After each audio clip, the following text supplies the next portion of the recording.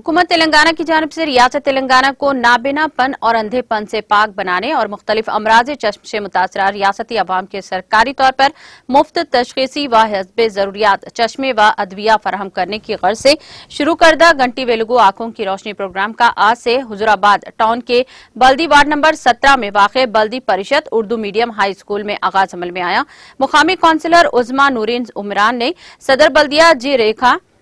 जी राधिका, नायब सदर के निर्मला और सदर Telangana state SC commission Bandar Srinivas के हमरा मुश्तरका तौर पर इफ्तिताह अंजाम दिया और तकरीब को मुखातिब करते हुए मुकामी अवाम को इस मौके पर भरपूर इस्तेफादा करने का मशवरा दिया और कहा कि रियासत तेलंगाना में हुकूमत रियासती अवाम की तमाम तर बुनियादी जरूरियात पूरी करने के अव्वलीन तरजीह दे रही है। रियासत तेलंगाना में नाफिजुल अमल मुतअद्दिद फलाही काम और दूसरी रियासतों में मिसाल नहीं मिलती। मोहम्मद इमरान व दूसरे कायदीन मुकामी अवामी जरूरतमंद अफराद की कसी तादाद भी तकरीब में मौजूद थी।